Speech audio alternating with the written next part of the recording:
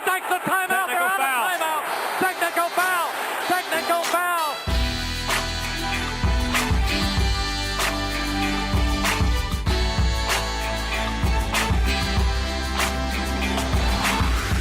It's 1:40 on Friday here out in Los Angeles. I was going to use the line, Tate, that I get really excited this time of year. We hear a lot of the it's getting cold outside, but the action inside is heating up. It is heating up. But here in Los Angeles, it's not getting cold outside, and that's the worst part about living out here for me is that it's very, very hot, and I'm not sure if it's because of the fires or what. I was going to say, I think there's some natural things that are going on, Titus. Yeah, if you're not paying attention to the news, basically LA is burning to the ground. Yes. And as someone who just moved out here like 5 weeks ago, so in the 5 weeks I've been out here, Tate, I had my identity stolen in the first week I was here. I had back spasms for like a week and a half, and I couldn't even get out of bed. And basically the whole world's burning down around me, and I have no idea what to do. I get my phone starts buzzing the other night. End. My phone starts buzzing as like, hey, the world is ending. Please take precautions. And I'm like, should I worry about this? Should I not? You get like those alerts, if you have like an Amber Alert or something, it comes to your phone, makes that, loud, obnoxious buzzing sound, and it goes, severe fires on the way. Be alert for more updates and notifications. But there was not enough details to be like, where are they right now? Like, are you saying that they're blowing south? No one knew. No one knew anything. So everyone was freaking out. People were leaving their homes. I kid you not. So being a transplant and having no idea like what the weather patterns of LA are. And you don't even know where you're going at that point. You're just I don't even know where I live, to be honest. Yes. I have no. You could tell me like there's fires in Santa Monica. I don't even know what that means. I don't know. So I swear to God, I did this. I opened my door to the place I was in. I just kind of like walk around outside and I look for someone to be freaking out, and everyone's just kind of going about their lives. So I was like, oh, I must be fine. But if it started raining, the people would be losing their minds. Yeah, that's true. They'd be driving around, wrecking and hydroplaning everywhere. So anyway, from what I'm hearing, it's cold in the other parts of the country. But it's the snowing action in North Carolina. I do know this much: the action is for sure heating up. We have reached a point, Tate, where have we reached parity? Are you ready to pull out the parity card on this college basketball season? It's a great card to pull because whenever there's a quote-unquote great season or there's no great team, instead of saying there's no dominant team in college basketball, you just go, but it's parity, guys. There were so many good teams, the glut of the good teams, we can't even sift through the facts. That's what like the Big Ten does when we have a shitty year. We're just like, yeah, I mean, all our teams just are terrible, so many good but teams. They're just beating up on each other. They can beat up on each other. That's the Big 12's motto every year, and that's how the Big 12 works. Is that we could every team could beat Kansas theoretically. We don't, but we could. The worst team in the conference could beat Kansas State. It could on any given night. So I wrote my power rankings this week. I want to start here because, as you know, those who listen to the show, I'm very good about making things about myself. And I do a power rankings column on the Ringer every week where I power rank my top 12. And I'm just going to be blatantly transparent here, Tate. The people of Reddit, the college basketball Reddit, they don't like my power rankings anymore. I thought you were going to say the people have read it, and I was like, wow, I'm glad they have read it. No, so I go on the college basketball Reddit. I mean, I'm a man who works on the internet. I cover college basketball. I like to see what those people have to say. They do the Indiana Purdue bar graphs. It's kind of funny sometimes. I guess from time to time I might say, oh, I didn't know about this story. I saw it on Reddit. That's pretty cool. Nerd alert. Right. So I get on there and I see that my rankings are on there. I was like, cool, I wonder what the people have to say. I'm getting roasted, Tate. Absolutely roasted. Toasted and roasted. But I thought there was a discussion to be had because basically the problem is that in my mind, after the top 4 teams in the country right now, you could just put the names in a hat and draw them out, and I would be okay with that too. And the power rankings I do, which by the way, the power rankings bit is like a joke. Yeah, explain the whole point is it's sarcastic from the start. Like at the top of the page when it says power rankings, it's not like you are defining what the rankings are. It's tongue in cheek. When I started at Grantland, the people in charge were like, "We want you to write about college basketball. What do you want to do?" And I was like, "Well, I want to kind of cover a bunch of teams." And they said, "Why don't you do like your rankings?" And I go, "Why don't I do power rankings? Because the idea of power rankings makes no sense to me. I don't understand what the difference between power rankings and rankings are." So that became like a bit where I was like making fun of people that do power rankings, and then it slowly become like a real thing that people take seriously. For like when I do you're it. capital J I know. journalist. I've become. You made it. So anyway, I ranked the teams. I really only wanted to do top 4 because in my mind, and you can stop me when you disagree, I think the top 3 is Villanova, Duke, Michigan State. If anybody wanted to do any order of that, I probably wouldn't really argue. You could talk me into Michigan State being number 1. I don't really think they are, but if you said it, I just go, cool, man, sure. That sounds good. I think Miami is pretty clearly number 4 for me. I know Miami hasn't played the greatest schedule. They did have a good win at Minnesota, but they just jump off the screen to me when I watch them play. They got the guard play. They got the defense. I'm a huge fan of that combination. Those are the two things that I think are the most important. Of course, that's what wins titles. Well, everyone, like if you might be rolling your eyes at that, but as opposed to like an offensive-minded team or a team that has like a bunch of big guys, like maybe a Texas A&M, for example, I'm always attracted to the teams that have great guards, great defense. Those are the ones that get the job done for me. So that's what I think the top 4 is. And then after that, I mean, like, who do you put at 5th? Well, there's basically a de facto. You have to make a decision. It's like there is no technically a 5th team that fits there. Everyone in America, you know what they're going to do? They're going to put Wichita State there because for whatever reason, we're all enamored with the fact that Wichita State exists and we want them to be in the top 5. We want to show that we care about the little guy. I got to say, for a guy who's done with Wichita State, you sure find ways to bring up Wichita State here. I'm just telling you what's going to happen. They're going to put them 5. And I think, what did you do? Put them 6? I put them 5, I think. Yeah, you put them 5, exactly. So that's what all the journalists in college basketball are going to do. That's not what I'm going to do. I'm going to put the national champion number 5 because they only have one loss against one of the top 3 teams that you just talked about. And de facto, you just have to slide them in there because let me just tell you right now, if it was Duke and they had one loss at Michigan State after they won the title, they'd be ranked number 1 in the country. So what everyone is complaining, which I'm totally shocked, by the way, Tate picked North Carolina to be that 5th team. So what the complaints that everyone were sending my way, just it felt very much like the people that complain about politics or the government or whatever, and you just say, this is bad. That's not the right way. We have to do it a different way. And then you're just like, okay, so what's your solution? And they're like, well, we're not talking about that. Yeah, we're not. Yeah, it doesn't matter. I want the taxes to be lower. Okay, so how are we going to pay for stuff? I don't know. Well, you can get out. Figure it out. We should stick to sports, but but that's kind of the vibe I got. Is like people want to complain and listen, complain away. I think my power rankings this week were bullshit. I agree. But who are you going to put at 5? Who are you going to put at 6? Who are you going to put at 7? I just told you. Let's go through. No. I'm going to so Wichita State loses to Notre Dame. They're lucky to beat Cal. They probably don't belong at the 5th spot, right? Texas A&M just lost to Arizona. Arizona is... Which is not a bad loss. We're going to talk about Arizona later. But yeah, we'll get to Arizona. I would honestly, if someone was going to come to me with that argument, and they were like, Texas A&M is the 5th best team because they lost to Arizona at Arizona, and Arizona is a top 10 team this year, I would say, Well, they just lost to Arizona, so you're thinking, let's put Arizona at 5th. You can't do that. No, because they've lost 3 games. They lost 3 in a row. Are they back? Are they not back? We don't really know. Kentucky sucks. We know this. We've said this, like, that's, I mean, I don't know how else to say it. Like, they're not a good basketball team right now. Kentucky was what in your power rankings? 10th? They were 10th. They're just long and athletic, and that's cool, and I think there's a chance they could be good later, but even Kentucky fans know they're not good. Even John Calipari knows they're not good. And you know who we are. Like, we suck up to Kentucky fans because we know that they want to hear their team talked about. I'm not trying to be confrontational. Like, yes. Your team's not good right now. They know. You know, deep in your heart, Kentucky fans, you know your team's not very good right now. Let me just tell you, we knew that Kentucky was not going to be good this year right when Calipari came out and said he wasn't doing his podcast anymore. Yeah. It opened the door for our podcast to slide in, but it also let us know that Cal's not going to be talking about his team that much. And they pull out of the PK80. It's fine. Like, it's fine. It's fine. They're going to have a good year. They might figure it out. This could be like the 2014 season where they run to the national title with a team that's not that good. All of these are plausible explanations. But right now I watch Kentucky and I'm like, that team's not very good. I'm not putting them at 5. Notre Dame just lost to Ball State and they don't play defense. They can't be at 5. North Carolina got blown out by Michigan State. I'm sorry, Tate, but I can't shake that. I just made the argument. I know you did, but there is no argument. The only team that they lost to was the one team. But they didn't just lose. They lost by like 300 points. 18. Gonzaga just got blown out by Villanova. I really like Gonzaga. I thought they have. I was surprised at how much I liked them this year. The Gonzaga win from Villanova, that was like a opposite. Like basically they beat Gonzaga by that much. So that took Villanova into the. You're one of the teams that you can't even discuss because like they're 1, 2, 3, probably number 1 after that win. Villanova beating the snot out of Gonzaga vaulted Villanova to number 1. And it also did you see the Bridges dunk? Let me just tell you this. If you had said that at the beginning of the year, let's just take this all out of context. If you had come up to someone and said, did you see the Bridges dunk? They would have said to you, who did Michigan State play last night? And you know what you would have said? Point. It's Mikal Bridges. And he's the best Bridges in college basketball. I don't disagree. Put it out there. I've said for years that, I think I said this last year on the podcast, I like the idea of Mikal Bridges, but I don't like Mikal Bridges. I like Mikal Bridges. I'm ready to say I love him. I love him. He's Kerry Kittles.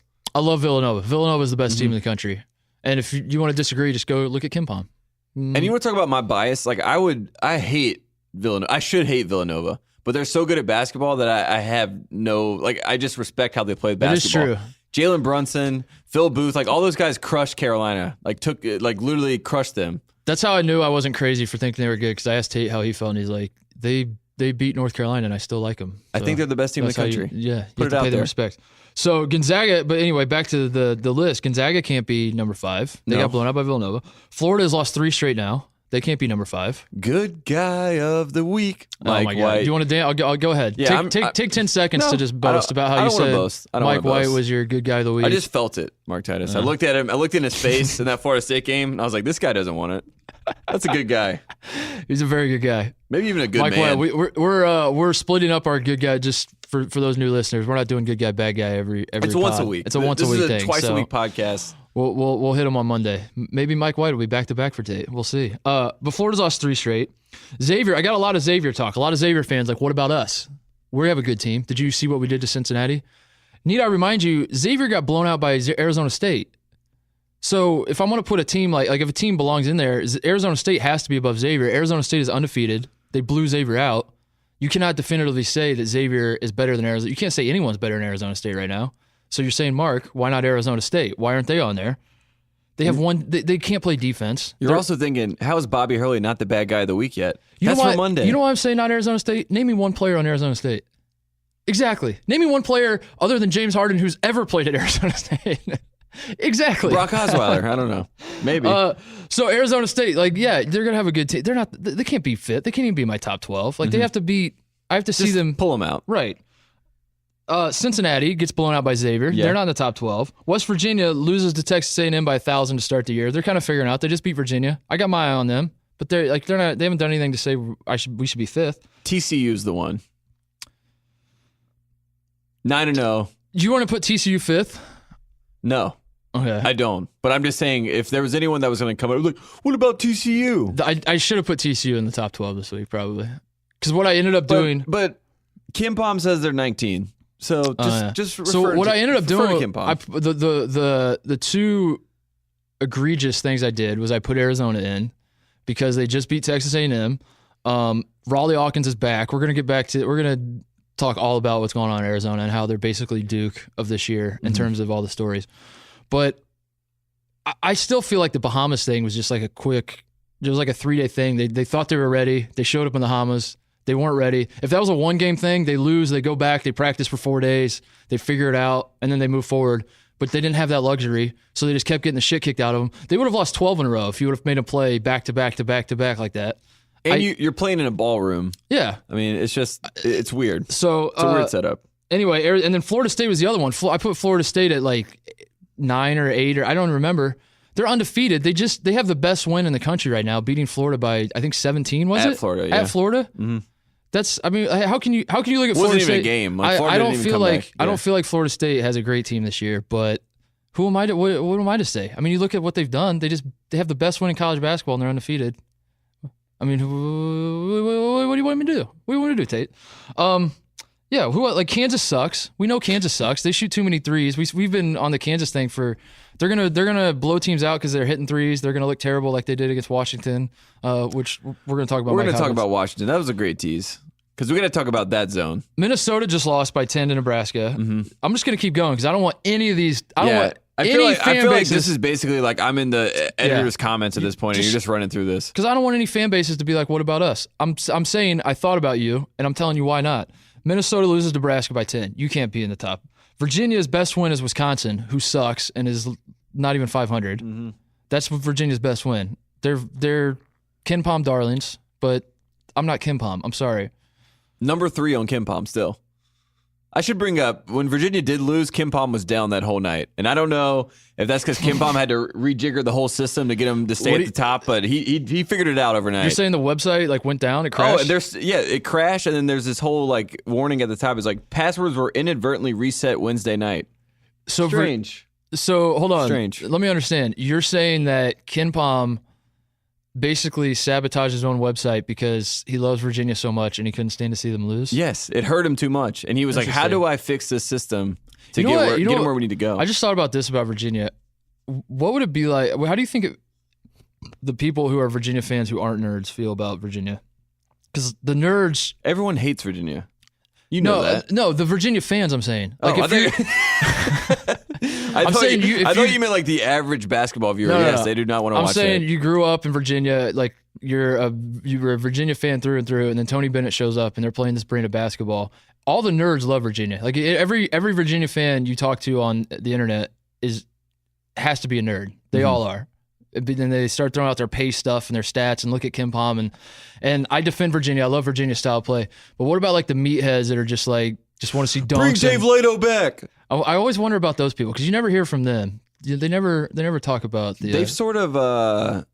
Dumb if you go to a Virginia fans. game now, it's hard to find like the diehard like public school like Virginia fan that's like pumped up about Virginia basketball. It's more like a class and an air about Virginia basketball. It's like this esteemed program, and they'll tell you about the NIT, of course. Those great NIT runs from the 1970s that everyone loves. They got the North Carolina khakis and the. Oh yeah, it's the same look. Charlottesville and Chapel Hill. You got the exact sleeveless, same, yes. the sleeveless zipped up like Patagonia vest thing with like a button up underneath it and like a pom pom in your hand and like a hair. Yes. Hair's always thrown to the side, like yes. what was the show on MTV, the 2-a-days or something? I call it the Tom Cruise effect. Everyone at North Carolina or Virginia, they want to look like Tom Cruise in Risky Business. That's what they want to do. Like, they just think that's the coolest way to look. I'm gonna have some Wayfarers on. Is Virginia where they do the football team does like the ties? Guys wear ties and girls wear pearls thing. Yeah. Is that where they do that? Carolina does that too. They do that too. That's just like all the South. It's basically like I said. It's the reason they say college sports is a religion in the South is because people act like they go to church. Is the way they dress. I'm starting to think the South is a little different from the rest of the country. That's the vibe I'm getting. The more I hear about all this stuff, it's also a lot more cool and normal than people want to give it credit for because they've never been there. Hey, why don't you travel somewhere? Figure it out. Where should I go in the South? Give me one spot. Asheville, North Carolina. Nah, that's stupid. That sounds boring. Go there. Seton Hall. Visit Asheville.com. So let me continue not my sponsored. list. Let me continue my list. Visit MyrtleBeach.com, also not sponsored. Seton Hall lost to Rhode Island. They can't be on there. I like Seton Hall's team, but I'm going to keep going. TCU, you said. Purdue. So Purdue is another big one. How do you feel about Purdue? There were 350-some odd teams in the country. We're going to hit them all. We're going to hit them all. Mark Titus is running through. How do you feel about Purdue? I feel great about Purdue. Should they be in the top 5, 10? Let me just tell you this. Because that's how Purdue fans are. If Matt Painter was in shape right now, I would say that Purdue should be a top 5 team. He got in shape for like 2 years. Yeah, he's not in shape anymore. That means that he's sort of fat and happy and enjoying life. And that means I don't need a Final Four. I need an Elite Purdue, 8. Yeah, Purdue probably belongs in highly ranked too, but Kim Pom, by the way, hates Purdue. The way I look at these teams is I kind of do a thing where it's like a gut visceral thing of like, can this team win the national championship? Like, what would a world look like if this team won the national championship? And I cannot envision this Purdue team winning the national. I could envision last year. I could envision the Caleb Swanigan team or the Robbie Hummel teams. I don't mean like Purdue's program, although I don't even remember the last Final Four Purdue's been to. Certainly not in my lifetime. But the Purdue, I look at this Purdue team. I do not see like Elite 8 is like their cap, and I can't get past that. Like they just don't have. I love Dakota Mathias. I love Haas. I love both Edwards. They have a very good team. They are probably going to finish second in the Big Ten, lose the Big Ten by like 6 games to Michigan State. It's B guard play and B defense. Yeah. And those are the 2 things that matter. They're very much a B-plus team, and that's very good. And for Purdue, that's something for those folks in West Lafayette. But Mackey Arena is the best arena in college basketball, so who really cares? Just enjoy it. Yeah, Tennessee, their only win is Purdue. I mean, like you're starting to see the pattern here, Tate. So I don't know. I don't know what people want from me. There's no way to rank these teams. There's no way to, but that's kind of fun. That's what's like. We've reached that point in college basketball where like there really are. It feels like until Villanova, Duke, and Michigan State start looking more vulnerable. I put Miami a step down because again they haven't played like the toughest schedule. We do think Miami's going to beat Duke though, right? Are we sticking by that? That's of course. That's going to happen. Yeah, I think they played January 15th. Yeah, Duke has this run in the middle of January that they always lose all these games. It's like 3 or 4 games that they're going to lose, and everyone's going to freak out. I mean, maybe not this year they do that, but that's usually their go-to. And then in February they figure it all out. Yeah. So I don't know. This is fun though. This is like I saw, by the way, Gary Parrish put he does a power rankings that have a little bit less power than mine. Not quite as powerful as mine, but semi-powerful. They got some power to them. He does the top 25 plus one, and then another one sometimes, and then maybe 2 more if I'm feeling generous. Can I say this? I mean, it's basketball. It should be and 1. Like why, It is why and is one. it? Oh, it is. I think it is and one. Yeah. Okay. I think that's the bit. Let's I think hope that's so. his bit. Yeah. Okay. Yeah. He put Kansas at 20. I don't read this, obviously. I do GP. I love you. He put Kansas at 24. Got a lot of shit for that. Let's just transition to Kansas and Washington. Kansas at 24. So is he wrong? Because you and I have both been.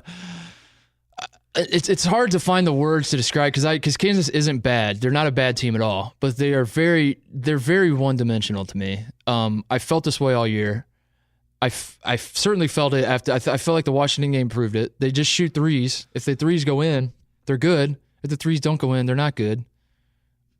Your Kansas thoughts, Tate? It's the perfect setup. So we have Kansas plays in Miami against Syracuse. What do they run? A 2-3 zone, right? They beat the zone by doing what? Throwing to the elbow, getting lobs, and guess what? Hitting threes, hitting shots. We see it. We're like, I know personally, I was like, Devontae Graham, back on National Player of the Year list. He's back. This is great. He's back. They also go and play Washington, who is coached by Mike Hopkins. Top assistant at Syracuse forever. For people that don't know, Jim Boeheim basically, he just hands all the duties and then he goes to the games and shows up and is like, all right, roll the balls out. Let's see what happens. Everything's going to be figured out in the game. It's not going to be figured out in practice. And I'm winking at that because who knows where he is at practice. But you know who was at practice with that pad underneath the basket hitting the hell out of people? Mike Hopkins. That was the Mike Hopkins role, yeah. And that's what he does. And guess what? He runs a 2-3 zone too, and he runs it better than Jim Boeheim. So Boeheim, is at this point in his career, he's like, it's pretty well known that he just kind of checked out. It's the same thing that Calhoun was doing. Yeah. It's basically like, I know what my guys are. Andre Drummond's still on my team. Great. I'll get there and we'll roll the balls out and we'll see what happens. Boeheim just sits at home during practice and reads articles about himself so he can call people out in the media and be especially be the like lovable, ACC-centric articles. Yeah, be the lovable Boeheim way and then complain about how the old Big East is gone and it's not the same. And that's my rivalry, Titus. So Mike Hopkins played for Boeheim, and yes. he arrived at Syracuse in 1989, played for Boeheim, has been there since. Boeheim has the thing going that Coach K kind of has where he just trusts his people that played for him and just keep cycling through. Keep it in the family. You look on the bench and then... Well, you know why? You can't give the secrets out, right? You can't show your hand to everyone. It's like a magician. Like you got the people that know, and you got to keep them within. Is McNamara still on staff? Jerry? Yeah, that's right. I knew that. I know, and Devendorf is too. That's how you know that they're not the same person. Is you finally see them next to each other. That's why Jim Boeheim and Coach K get along very well because that's the same thing K does. He gets two of these younger guys to basically work these players hard in practice. Be like, you don't know what it's like. It's so much easier than it used to be for us. That's John Shire and Nolan Smith. I read Boeheim's autobiography. I bring it up a lot because it was just a great autobiography. It was. Well, I can't bring it up too much. It was. You love the old Big East, and he talks about Hopkins a lot in there. And I pulled this out in preparation for today's pod. He said Hop is a serious hugger. I don't know why. I don't even remember the context of how that came up. I think he was saying like I love my guys, but not as much as Hop loves his, and he's a serious hugger. So I don't know. Do what you want with that Should we call him Huggy Hopkins? Ooh. Instead of Huggy Bear? I don't know. We'll figure it out. We'll workshop it. So Kansas, your thoughts on Kansas moving forward? Is Kansas in jeopardy of losing the Big 12 this year, in your opinion? No, because they're never going to lose the Big 12. We've already figured this out. We said last year that if they won it again, I'm not talking about it anymore. Kansas is going to win the Big 12 until someone else proves themselves, whatever. The problem that they have is they don't have a guy to play power forward. Right now they have LeGerald Vick playing power forward. Azubuike is going to get fouled out in some of these games, especially when they play a Michigan State or a Duke or a Texas A&M. Teams with a front court they're going to decide, hey, we're fouling out Azubuike, and they have no one to go to. Right. It's LeGerald Vick, who is a shooting guard playing small forward, basically. Well, you know why they have no one to go to, right? Those who listen to the podcast should. The Billy Preston mystery.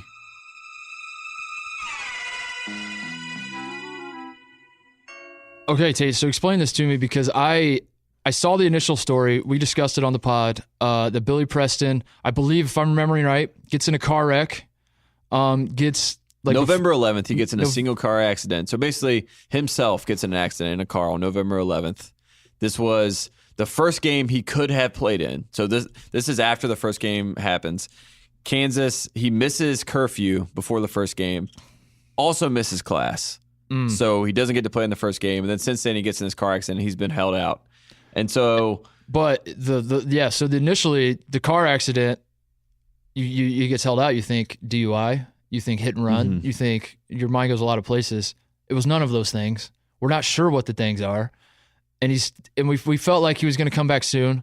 It soon came and went, and we're now almost a month later, still not eligible. The thing about words like soon and indefinitely and these generic terms is that then it's you can't really ask the question because they come back to it and you're like, what about Billy Preston? He's like, I said soon. Yeah. Yeah, like, what about so-and-so? I said indefinitely. Yeah. It's like, I don't know what that means, but it means that you get to dictate the terms indefinitely for Coach K means one game, remember? Yeah, of course. Exactly. So anyways, we have Preston who's held out. And the weird thing about it is they go to Miami. We talked about the Syracuse game. They played at American Airlines Arena with the Miami Heat. The whole team flies down there. So even if you're getting held out, usually, like we've said, this is the same thing with Michael Porter. You usually will still travel with the team unless you're getting surgery or whatever it is. So he doesn't travel with the team, so therefore he's not officially with the team in any sort of capacity. And Bill Self has asked about this, and which is a fair question. Whoever asked that, I don't know who it was, but someone says, like, why wouldn't he be with the team traveling even if, and he says his mom came in to Lawrence, Kansas for the weekend, so he just wanted to hang out with his mom, no big deal. Yeah, that makes sense. That makes sense. You just want to hang out with your mom. I understand that. As, people, we love our moms, of course. They go into Ask Self, and he says, I don't think I've ever had a situation where I've dealt with this before since I've been here, talking about being at Kansas, and it has nothing to do with Kansas, which is the weird phrasing of this. He said it has everything to do with the system. And that's interesting, right? So basically, he is blaming the compliance office. He said when he was dealing with some of these other guys, so Darnell Jackson, for people, he missed the first 9 games of his freshman season. Josh Selby missed games. Check Diallo. This has happened at Kansas before. It's not something we haven't seen there. But now he's saying that they have, instead of 1 compliance person for the NCAA, they have 5 to 7. Ooh. And he says that they're running through all these violations. They're basically having to circle back a lot, running up the ladder, do some of these things with the NCAA, and it's complicating the situation. But he says that they are attacking it aggressively, and they're trying to get it resolved. We're putting our soon. We're putting our finest duffels on the case. Is that what happened? Where are the bags? Are you saying that Billy Preston had... Where are the bags buried? Maybe like in his trunk, he had one too many duffels, got the balance of his car slipping around, maybe hit something. Sir, what's in your trunk? Is that the suggestion? Is that a duffel bag? Yeah, that's what it looks like. And it's... And, they asked Self about Preston. They're like, how are his spirits? Which it always feels tough to talk about a kid that's 18 years old and because you have to be, just sad. And obviously, but if you have a duffel bag, you're probably not. Yeah. He says, I don't think he's doing great. They're talking like he has cancer or something? Yeah, he said, I think his attitude has been really good. I don't think but that doesn't mean that he's not hurting inside. I think that's the case with him. I'm so confused. He's good enough to go to the league, right? I honestly don't know anything about him. I thought he was like I only he's know a that 6'10" power forward that's a 5-star. I mean, he played at Oak Hill. I mean, he should be going to the league. Theoretically, he's going to get paid after this season, right? Either way. I mean, may have already gotten paid this season. We don't know that, but I don't know. But basically, the one chip that you would be waiting on if you are a Kansas fan, it's like we're waiting for this guy to come back. We hope he comes back. I don't think he's coming back. I don't think he's coming back either. And that's what makes it the Billy Preston mystery, is that no one's going to come out and just say, I think he's done for the year. I think it's going to be... And no one really knows what the hell's going on. There's nothing quite like the Christmas news dump. We're talking December 22nd. Ooh. It's like Kansas puts it out there. It was like freshman forward Billy Preston will no longer be with the University of Kansas basketball program. That actually makes sense because it's you got the Christmas news dump, you got the end of the semester. All that, just kind of the stars. And we already know this guy. He wasn't going to classes as it stands. So if this gets resolved, we can always transition to the Nick Ward mystery as to why Tom Izzo is benching Nick Ward. And there's this big. Everything I saw said Nick Ward transfer is imminent because he hates Izzo. Izzo hates him. No one has any idea what the hell's going on. Izzo just decides. Nick Ward's actually playing pretty well. Izzo decides to bench him. Nick Ward won the North Carolina game, Nick Ward goes into the press conference and starts talking smack to about Izzo, saying, coach gets on us about defense. I'm playing defense. Show me a guy who's putting numbers on me right now. Nobody is. Matt McQuaid raises his hand. Yeah. I'm torching North Carolina. I'm kicking their ass. What more does Izzo want from me? And then I think today I saw that they buried the hatchet and everything's fine. I don't believe it. This is a classic Tom Izzo thing to say, like, we're peaking too early. I got to manufacture some adversity here. December Tom Izzo is one of the greatest coaches. So do you have this conspiracy that he has like gone to Nick Ward personally and says, we got to start a little controversy here. Absolutely. So that the team has to galvanize together. Dude, he did it with Denzel Valentine. Yeah, I said it. No one wants to hear the truth. I know the truth. He did it to Denzel Valentine. They faked the knee surgeries. They fake a knee scope. Urban Meyer just did it with JT Barrett after the Michigan game. He gets the same Denzel Valentine knee scope, quote unquote, and then he's like healthy an hour later. That Tom Izzo's done this before. He's going to do it again. Every time Michigan State's good in December, shit just starts popping up like this. And it's funny that they've now buried the hatchet. You know what that tells me? That tells me that Izzo thought this strategy isn't working like he thought it would, and he's going to pull something else out. And why are we still using a hatchet? Like, can we find something else? There's something else coming. I'm telling you that. Like, Cash just went, the Tum Tum Nairn is going to have something happen, and like they're going to, there's some, like someone's going to roll an ankle, knock on wood. I hope it doesn't happen, but they're going to fake an injury. Something's going to happen. Just keep an eye out for that. Let's be honest. Tum Tum and Tums would be the best marketing opportunity ever. That's why he should be able to sell his rights as a college basketball player. I was thinking like they should do a Three Ninjas movie and have Tum Tum do it. And you don't know Three Ninjas. No. You're too young for Three Ninjas. Oh, my God. Teenage Mutant Ninja Turtles?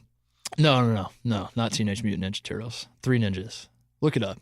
We'll talk after the show. We talked about Idiocracy earlier. We're going to watch that. One other note I had about going back to the Kansas thing. I saw this on Reddit. Shout out to you guys. Start treating me better on the comment section.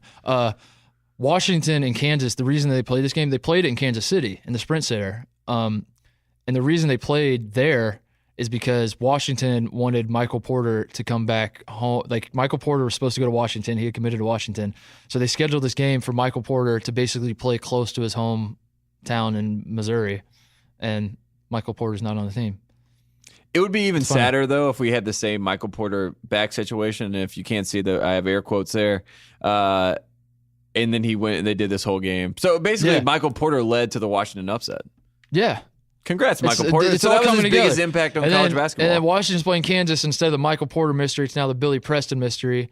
It's just like it all comes together. It's like a butterfly effect thing working here, Tate. It's interesting. Also, Kansas should stop playing in Kansas City. That's my take. They got smoked by Oregon last year. The biggest mistake about Kansas playing in Kansas City is that you think it's a home game, but it's not. It's not, no. Yeah, it's in another state. Technically is, yeah. It's a good point. People forget. It's a good point. People forget. Let's talk about Arizona. Yes. Are they back? That's what the people want to know. I think Arizona, I guess I'll go first. Arizona, to me. Explain the premise of what we're talking about right now, because there's last year it was Duke, and it was like, is Duke back? Duke took it to heights that will never be seen again. Well, because the first is always the best. I mean, this is the sequel. Yeah. And it's not as good, and like there are some players that are interesting. I mean, Ayton comes to mind, Trier comes to mind, but it's it's not. So it's not on the Harry Duke Giles thing level. last year, where Duke has the number one team in the country to start the season. They got Grayson Allen was he preseason player of the year last year? Of course. They got Tatum and Giles, who were like number one and number two recruits, and then hilariously enough, Giles number one. Everything just and then Kennard, and then like the season starts and everything just. The train goes off the rails, Tate. Like Kennard and Tatum don't know who's the guy. Too many devils in the house. Grayson Allen doesn't know where he fits in. There's no point guard. Coach K's back hurts. Mm-hmm. Other guys are rolling their ankles. Giles can't walk straight, and like he grabs 2 rebounds in a row, and everyone's like giving him a standing ovation. We had Bolden, Giles, and Tatum all sitting out to start the season for some weird reason, and it was the greatest thing in the world. And I'm not saying that this Arizona situation is that, but it's as close as we're going to get this year to what Duke gave us last year. To the drama. Where Arizona were they number 2? Number 2 in the nation. A consensus number 2. Yeah. Number 2 to start the year. But before that, the FBI probe hits. So this is looming over everything that Arizona does this year. You got the FBI probe. You got the number 2 team in the country. You got the best player on the team is probably Alonzo Trier, who's a National Player of the Year candidate. But maybe the best player is DeAndre Ayton, who might go number 1 overall in the NBA draft. But maybe the best player is Raleigh Hawkins, who's like kind of the glue guy / X factor / all of that rolled into one. But he's hurt, so we got that also. Now he's coming back, Tate, on Saturday. They just beat the number 7 team in the country after losing 3 in a row in the Bahamas. Mm-hmm. This is amazing, this roller coaster that we're on. Sean Miller is if we're doing the Coach K thing with the medical leave of absence, that dude sweats so much, and he's always doing that cough where he's like, it's just one cough. It's the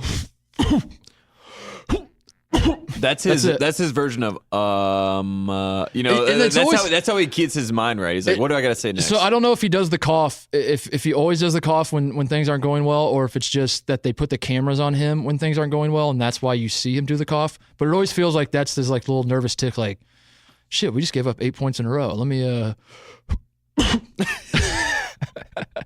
That's his little tick. So what I'm saying is this man's going to have a medical leave of absence at some point this year. Mm-hmm. He's got to get that cough or that sweating checked out. So that's the question everyone wants to know. Is Arizona back? Is this a team now? Raleigh Hawkins is back. They're loaded, but they also don't have a point guard. They're playing Alabama. Colin Sexton is a point guard. Yes. He's going to punk the shit out of Parker Jackson Cartwright. Yes. I mean, if we're being honest, like Parker Jackson Cartwright's like Parker Jackson Cartwright has squeezed every ounce of talent out of that body that he possibly can. But I mean, when you're 5'9" and 160 pounds, like there's a certain ceiling to your ability. Unless you're Tyler Ulis. That's about the only one that can figure it out. And that's where we're at with Arizona. Are they back? Yes. They are back. They are back. The funny thing about Arizona is that we have this FBI. There are certain teams that are all under this FBI cloud, so they're not getting covered. Like, I mean, even USC, who's a team that's supposed to be in the top 15, and they go to SMU and they lose these games. We're not talking about it that much. I mean, even Miami, who we consider one of the top 4 teams in the country, we're not talking about it. We don't talk about that. Yeah, Louisville, who loses. I'm literally the only national guy I see talk about Miami as like a national championship. So that's the whole thing. The media has taken this perspective, or like this angle and everything, is that we're not going to talk about it because then when they get touched later, like we're going to have to deal with the fact that we did say that they were. Like, we don't want to be a part of history and have to revise things that we've said. But Arizona is like one of the top 5 teams talent-wise. Oh, yeah. So they should be covered. They should be getting the fact that they lost 3 games in the Bahamas and people just started trying to write them off as if like it was a lost season. Well, that's what it is. I think if we're no one even wrote that, like because everyone's like, I don't even. Some people would say like, what's wrong with Arizona? But I think there is this idea that people are rooting for Arizona to fail, and so when they lost 3 in a row, it was like, see, done. Yeah. Yes, they failed. They're done. We're done with them. Push them off to the side, and I don't think that's smart. I think having a loaded team like this, having a team that plays in a Pac-12, which is, let's be honest, even with Washington winning and Arizona State playing well and USC still has a good team, the Pac-12 is terrible this year. Arizona's probably going to win the Pac-12 this year. I wouldn't bet any money on that, but they're the best. They're probably still the best team in the Pac-12. You're still going to have to reckon with Arizona this year. Like, they're still going to win a ton of games and be a very good team by the end of the year. And I think people were just very excited because of the FBI thing. And it's like, how do we touch this? It's like the baseball writers not wanting to vote for steroid users because they don't want down 100%. The road something to happen. And then I look like an idiot for believing in this team. It's like, I can't put Barry Bonds in the Hall of Fame because I don't want to be remembered as the guy that voted him in despite the steroid thing. We didn't even bring up Alonzo Trier's PEDs last year. That kind of adds to it. People really seriously do forget about that because like the story was he got in a car wreck. He took the wrong thing to get over his pain. Probably true. Maybe not. Who knows? If this was happening at Duke, people would talk about that a little more. Of course. So I don't know. And I would chalk that up to if I was in North Carolina or on the East Coast. I would say I just don't care because it's West Coast stuff and like no one cares. No one's talking about it. But like we're in Los Angeles. Yeah. If there's one team that would be talked about in college basketball, it would be obviously UCLA or Arizona. People don't care about sports out here. That's what I've learned. People don't care about sports. People care about wearing their Dodgers hats, and that's like the closest they get to liking sports. It's just like, I'm going to throw my Dodgers hat on today, and that's it. The thing that happens with this Arizona team that's going to take them to national relevance is DeAndre Ayton. Yeah. It's going to be the one time where he's basically going to have to decide, I am not letting you. I hope he does the Patrick Ewing goaltend thing like he did against Carolina, where he just he goaltends every shot, but you still don't see it go in. Like, that's what he has to do. Like, right now, he's not even playing defense half the time. Nobody's playing defense on this team. Yeah, it's crazy. They're doing the same thing in December, where like, we're better than you, so we're going to beat you regardless. But when he locks in and the whole team locks in, that will be, everyone will. So as you were saying they don't play defense, my thought was, but Raleigh Hawkins is coming back, and I realized that I'm just as guilty of doing the overreaction thing. Like Raleigh Hawkins coming back is not going to fix all their defensive problems. But that's what the situation with Arizona right this second has created. Any opinion you have on Arizona is basically considered a hot take because no matter what you're saying seems absurd. So for me to say when Raleigh Hawkins comes back, oh man, they're a completely new team. That's not true. For you to be like, well, they lost 3 in a row. They're not that good. Well, that's not true either. No one has any idea what this team is. And it's going to be fun. Are they back? Are they not back? We don't know. We have no idea. Sean Miller, what about his back? He may have some problems. That's what I'm saying. Get some phone calls. You know who is back? The Georgetown Hoyas, Tate. Yes. Undefeated. You and I were watching them play Howard last night. Very, very good Howard team. Now 1-9 on the year. Georgetown is looking good, Tate. I think Patrick Ewing, do you want to apologize to Patrick Ewing for saying he was in over his head by taking a job? I'll use a quote that he used. It's the person who has done nothing who is sure nothing can be done. And boy, have we done nothing. It is. We have done literally nothing. Nothing has happened. No one is impressed yet. I swear to God, I thought Howard was going to beat them. You're not impressed by Georgetown's undefeated start? It may be the easiest schedule I have ever seen set out, other than Duke's road schedule. Be that as it may, there are 8 undefeated teams. I'll run through them for you. Please. Duke, number 1 team in the country. Villanova should be the number 1 team in the country. Miami, I think they're the 4th best team in the country. TCU, about to shoot up the polls. Jamie Dixon, used to coach at Pitt. You know who coaches there now? Kevin Stallings. Yeah. I'm not sure if you. Florida State, undefeated, just beat Florida. Best win of the season. Leonard. They're going to be ranked this. Arizona State, top 15 team. Polls come around. Mississippi State and Georgetown. That's it. Name the outlier for me. Other Mississippi State can't be good. I haven't heard anybody talk about them. But what are you looking up? I just looked up Mississippi State basketball just to see what is happening. Ben Howland is Ben Howland still? You know, there? the first thing that came up was Marcus Johnson to be hired as the offensive line coach. Oh, okay. Congrats, Marcus Johnson. Oh God. Yeah, Georgetown's undefeated. They got it rolling. I'm not really sure what to say. It's basically hilarious because Pat Ewing, they were supposed to be in the PK80. You talk about Kentucky pulling out. I mean, Georgetown pulled out of the PK80 because they wanted Ewing to get this hot start, quote unquote hot start, so that they could pull the whole narrative that Georgetown is back. But we're also keen to the fact that they did that everyone that talks about Georgetown, that's why I sort of feel bad saying that and making fun of them because I really want to believe Georgetown is back. Georgetown's not back. We're going to see one score. Like, you're going to be looking at the bottom line. You're going to think it's going to say NCAA W, and it's going to be like 114-59. It's going to be like Towson beats Georgetown by 104, like 114-59. You're going to be like, oh my God, what has happened? What was the year that Clemson started like 18-0? Yeah, that was like 2015, right? I thought it was. Is it earlier than that? I thought it was earlier than that. It might be. It was Brad Brownell. Yeah, there was like one year yeah. where Clemson was like 18-0 or something, and they finished like 20-15. I think it was 13. I think they got to 13-0, and 13-0. everyone was losing their minds that they were gonna. They're like, Clemson, like they might be a 1 seed this year. Yeah, and I think they missed the tournament, didn't they? Yeah, they did. They missed the tournament. They were the last, one of the last undefeated teams, and they missed the tournament. That's definitely coming with Georgetown. But we're excited as guys who love the old Big East. Yes. I'm very excited for this. We should say Chris Mullen only 1 loss, and they're playing in real games. The old Big East. The old Big East is sort of back. Like on paper they're back. Villanuva's the best team in the country. Yes. Who else we got? Syracuse. Seton Hall.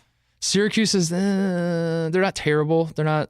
They should be better. They have an NBA player. UConn is oof.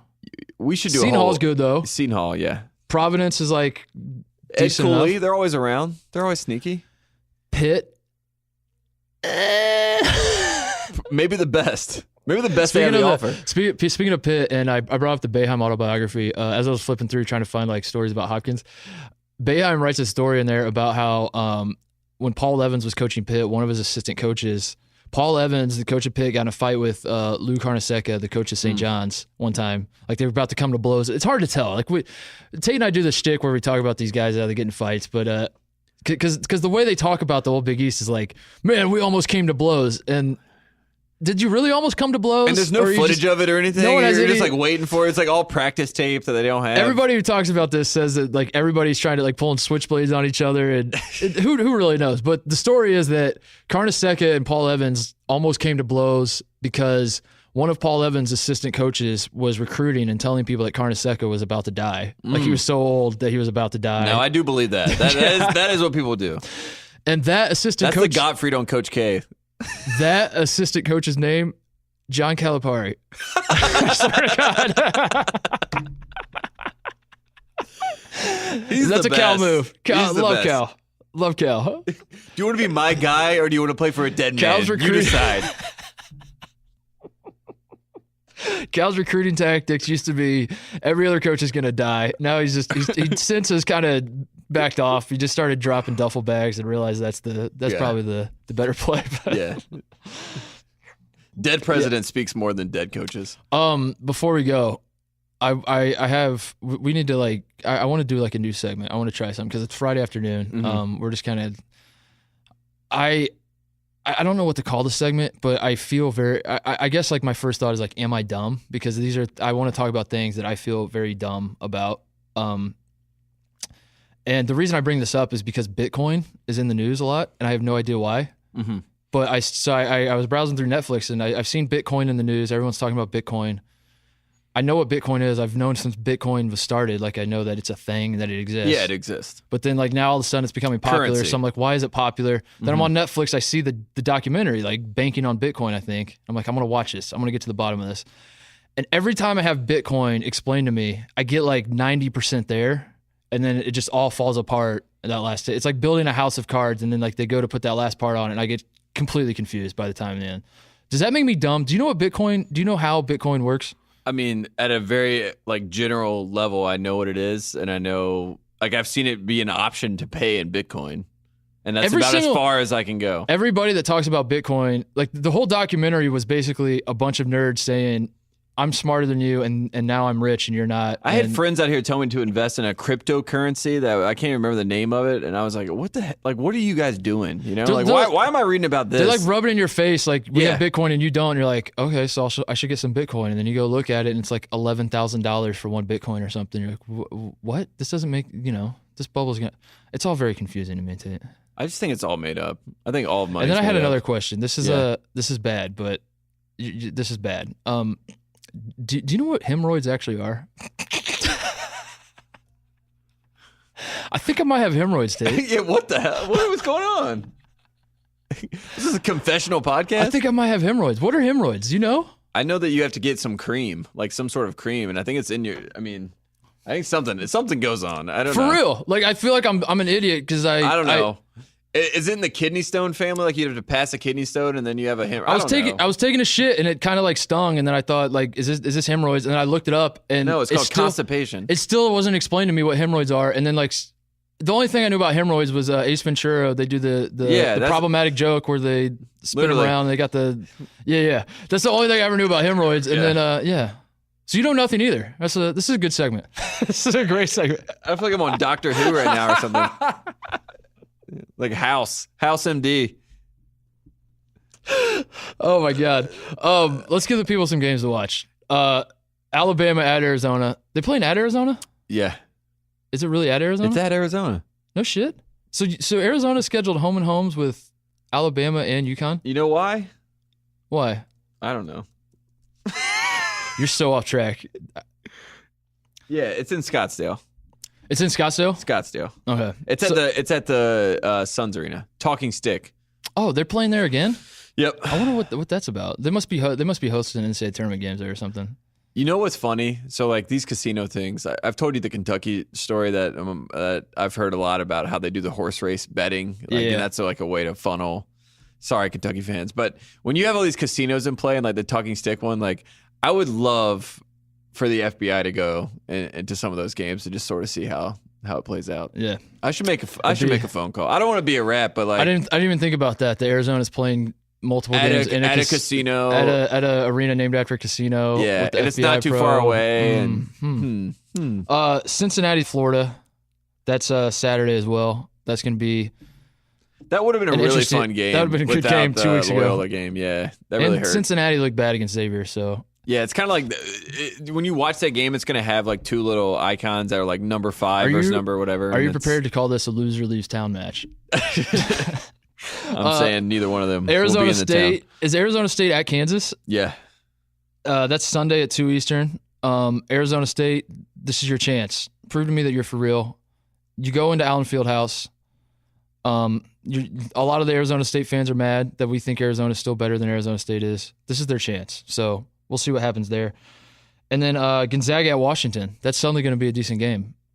That Washington has my attention. Washington was always like, the Lorenzo Omar for the last however many years was always like about one player on the team and not the team, and I never really cared. And I would kind of tune in every so often And now he's about that one player at Arizona. Ooh, interesting. But he doesn't have to be the head coach. It all comes so it's back nice. around. Yeah. But yeah, well, Washington suddenly has my attention. Is like, are they actually a good team? I don't really know, but they look good against Kansas. And Gonzaga, I love. I actually really like Gonzaga this year.